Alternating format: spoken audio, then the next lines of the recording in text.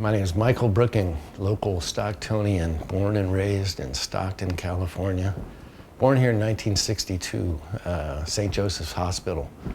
My parents, Martha Brooking, Carl Brooking. I have brothers and sisters. My brother Russ, my sister Mary. Went to school here, went to grammar school, Woodrow Wilson, Stockton Junior High. Probably my favorite experience of any of the schools I went to. Ended up going to Edison High School, part of the busing, the first year of busing. I went to Edison House, Solvike, E-House, all that good stuff. Yeah. So my experience in Stockton and downtown Stockton especially is quite long. I grew up as a child in the basement of Rosenthal's department store sorting hangers for, 50 cents an hour or whatever for Mike Rosenthal, and when he owned the store. Eventually my dad purchased the store from him after he passed away. Growing up here in Stockton, having an interesting time. And today, in this day, we have this, fentanyl, Vicodin, this wave of drugs that have come through. But when I was growing up, there was a wave of cocaine that came through here. And Mike, unfortunately for me, it was one of the things that I did not steer away from in high school. And by the time I was into high school, I was every parent's worst nightmare. The kid strung out on crack, basically. And, I did all the things that any drug addict would do. I'd steal from you, rip you off, family, friends, didn't matter, And like every story, most of the time, I ended up at the end of the story, Mike's homeless, living out of my car on the levee. And, and that's kind of where, I ended up, And for me, as a child, the camera, how I got involved with photography, my parents read voraciously, my dad did especially. We had magazines, we had books, and everyone read, and there was always books and magazines. And I loved reading stuff, and Popular Mechanics, Science, Life magazine, and National Geographic, and I was always fascinated with photos. And especially I was about 9 years old. I think it was 1970, 71, somewhere in there, and there was an issue of Life magazine, and it was done all in black and white. It was these portraits, and there were iconic photos, like the little girl running down the street, with the napalm burning behind her, the monk self-emulating himself, the Vietnamese soldier being shot in the head by the bullets going through his head. And then there was iconic images of musicians, Rolling Stones, Beatles, and just black and white images that I liked and was gravitated towards. And my dad had a camera around the house. It was a Nichromat, little 35 millimeter camera he had purchased, I guess, in the Korean War. And it was just sitting in a drawer, and I asked him if I could use it. And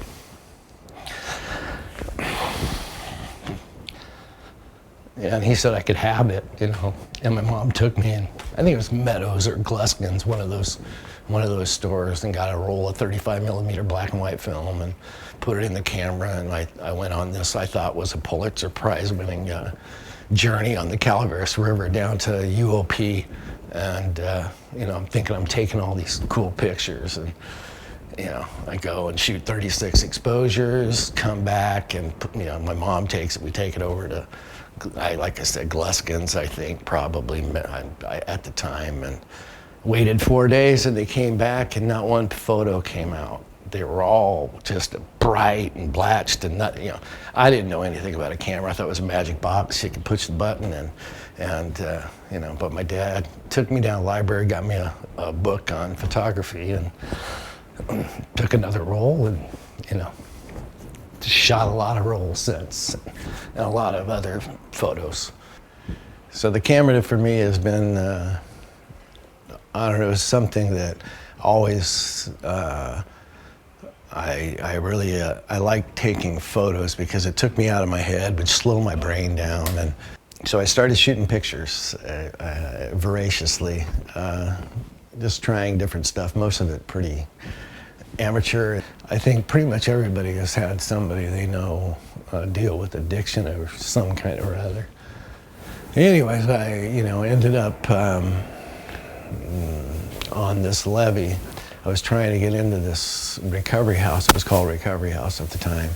And I was number 90 on the list, I think. And it was like December of, I don't know, 1984 or 83, somewhere in there. And I was on that list, and I could, I was desperate, and I had to call that every day, and I was just trying to get off the street. And it was December 26, 1987, the day before I was number 90. And then the next day, they had a bed for me. And fortunately for me, that happened. Got enough time away from drugs that, I was pretty young and hadn't fried my brain totally, and started hustling. And that's where the camera came back for me, actually, when I really, it came into my life. I could escape my mind and see things and try to create something. And started shooting a lot. I was at Delta College. They had a lab over there, and I was able to get into that lab, and I used it for several years. And that's where I really got proficient at photography, making a lot of mistakes, learning how to print in a lab, and it saved my ass, along with a lot of other good friends. Ended up at that time, I ended up meeting a guy named Ed Cigarini, and we hooked up and started we started this company called Holler Produce Company, and did that for several years. And then after that was done, and I was shooting pictures the entire time. I've always had the camera there, and then changed career paths and had another little run-in with, I'd like to say that I never did drugs again or any of that, but that wasn't the case. And I had another little spin out later on with the same drug, cocaine, and once again that I was fortunate, and the camera was there, and that was really when it was there, when I came back and I needed something to grab onto. And I started working in the construction industry for DD Construction, and did a few years with them, and then in almost 11 years ago, my dad had gotten sick. He had gotten diagnosed with Parkinson's, and he was living by himself. My mother had passed away, and he needed somebody to be around. And it was after 2008, the crash, and there was nothing. Construction was winding down then, and it was about 2011, I guess, when I moved in with my father, and actually got to know him. He had Parkinson's at the time, but he was very functional, very there, and just a cool guy.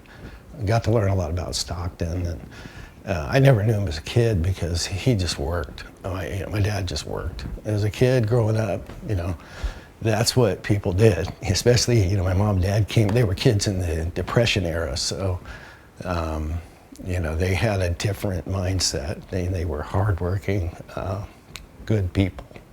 This little shop, my friend Dave Qualls had the little Blackwater Annex on 13 South San Joaquin Street, and I knew about it, and I'd seen him, and he was getting out. He wanted to get out of that business and go on to do what he's doing now, which is teaching, and I was looking for something. I always had this dream of having a coffee shop, and that happened from when I was a kid. Same thing, hanging out at the Blackwater Cafe. I looked at that place and I thought, oh, this would be cool. This is a cool scene here. I liked all the music. That was an interesting time also, in Stockton for me. In November of 2011, I acquired Red's coffee shop, or I acquired the space where Red's is now, and I started Red's, and I'm so grateful for that place, and the community we have that's grown up around me down here. But I met some unique individuals. A guy named Pete Fox, who was the public defender at the time.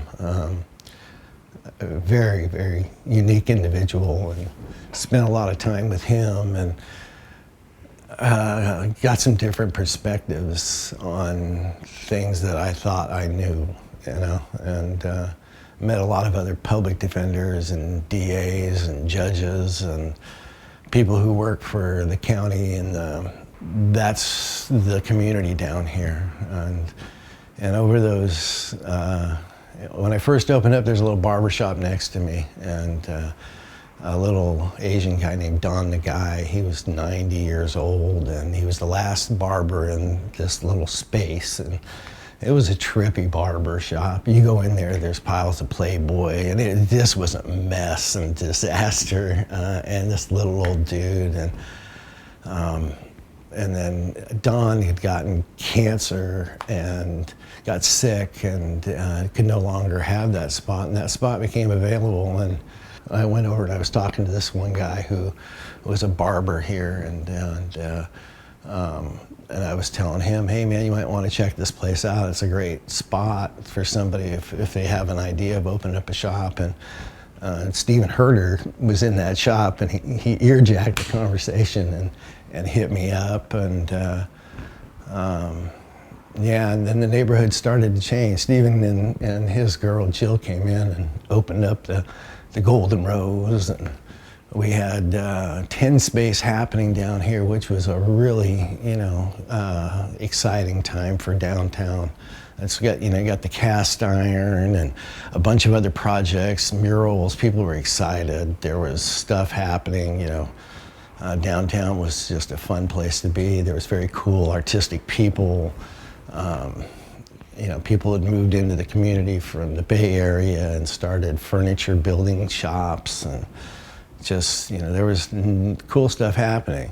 And when I first opened up, there was maybe one shop open on the block, and the barber shop, who was barely open, and today, we got Steven, and the shop we're shooting in here. This is Theo's little, shop. These are all his art pieces behind me, and we have a cool little community down here.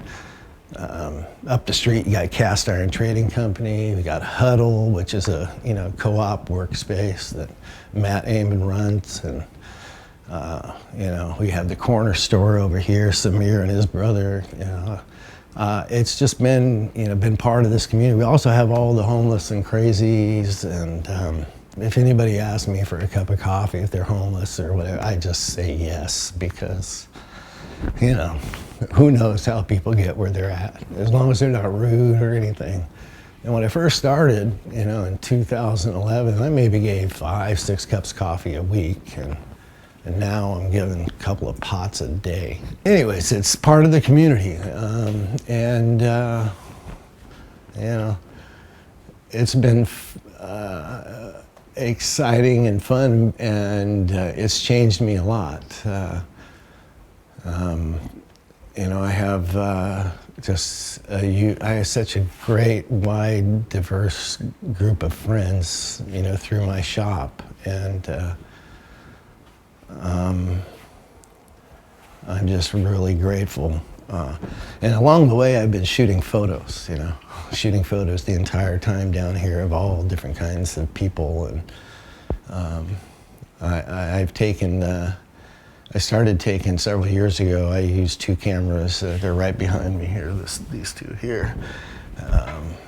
One's a Pentax 6.7 and a Mamiya RZ67. They were film cameras used in the late 70s, early 80s, and they make a 6x7 image, which is a perfect 8x10. And over the last 6-7 years, I've been doing, I guess the genre would be street portrait. I say, hey, can I take your picture? And I put you in the middle of the street or on a sidewalk, and put one shot, and I either got it or didn't, and yeah. I'm going to be doing a show September 30th, and we're calling it 3 Blocks, 2 Cameras, 1 Obsession, and these are all photos of all the people, you know, that have meant something to me, or that I at least wanted to take their photo. And, you know, most people, if you follow me on Instagram, you'll see those photos, but that's not truly a photo, you know. A photo has to be printed, and those are digital images. And anyways, I'm doing a show, and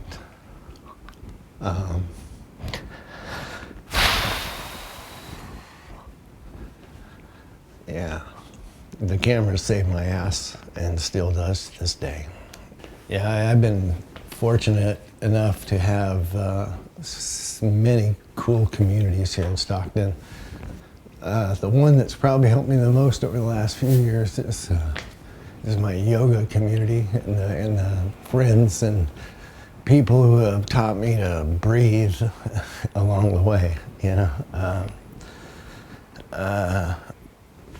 You know, I'm you know, like I said, my father read a lot and was always looking at Eastern stuff, and I remember as a kid just, you know, being open to yoga and other people's stuff because that was around, and I was curious about it and read about it, but I was just too busy in my mind. And but over the last few years with the coffee shop, I started practicing yoga about the same time. I got the shop a couple of years afterwards. First started at In Shape City, and there was this woman named Franca, and she actually gave me the first class that I actually felt something afterwards. And then I went to another Pam Lewis, who had Vinyasa Flow Studio. Probably the best Vinyasa teacher I've ever had. And that was an ass-kicking studio. I got introduced to True You yoga from a couple of friends who knew I did yoga, and they were going over there and they were doing this hot Pilates class, and they said, hey, why don't you come check this thing out? And it cost $20 for 10 days, and I remember showing up over there and thought I was in pretty good shape, you know, and remember going into this class, and the teacher was this gal named Anna. Anyways, love that gal. My favorite teacher at that studio, because she was the first person who welcomed me there and taught me how to breathe. But that class there, she kicked my ass. I remember being in that class thinking I'm gonna friggin' die. And you know, the heat, and my legs were, I didn't, you know what was going on. And the next day I came back and I took a vinyasa class from a gal named Amanda. And after that I was hooked. And you know, grateful for Helena, who started that studio and that community, and grateful for my friend Lisa, who has it now. And if it wasn't for that, especially over the last 3 years, you know, living through what we've all lived through, I'm grateful that I've had the camera and yoga and the community around Reds and this downtown community. The whole 10 Space thing, Tim Egan, who, man, that was just a fucking bummer. When he got murdered, it kind of changed the whole trajectory of what was going on down here, and things got different. And for me, I'm kind of winding my time down here. I'm gonna, you know, my plan is I'm moving on in this chapter. This show is kind of an end to an era for me here. I've got other plans for another part of my journey, and I'm just looking forward to, you know, I want to share this little show with the community of people that let me take the photos. Yeah, I've been very fortunate, you know, to have all of these communities, the yoga community, especially now, you know, that we have Lisa and Eugene and they've introduced another kind of yoga that's got me all excited about that, and it's called FISM. And I'm just grateful that, you know, I'm at 61, I'm active and healthy, excited about life. You know, I have been so fortunate, you know, I know so many cool people and that have been a part of my life and part of my journey. And, you know, I'm still a work in progress. I still do stupid shit. You know, still hurt people, not as much as as I did. And, you know, I'm just fortunate to be here and to be able to still be here. I mean, I've had so many friends along the way that are gone, especially doing the madness that I was, and to still be here and in somewhat, you know, a pretty sane mind. I'm grateful, you know, grateful for this street, San Joaquin Street, and all the businesses that have been here and people that have supported my shop.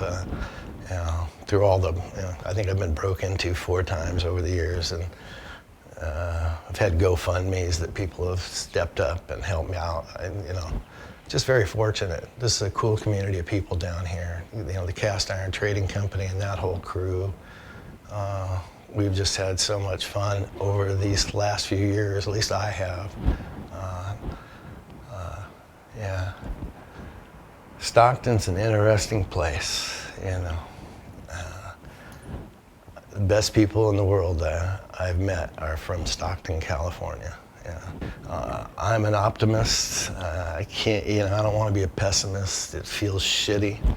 You know, I'm optimistic about the future downtown. I think that this place is wide open. There's so much opportunity here, and eventually, you know, the stuff's gonna line up, and yeah. Live like Tim. That was a saying. And if you ever met that guy, you know, I only had a few interactions with him, but he was I liked him a lot. Wish he was here.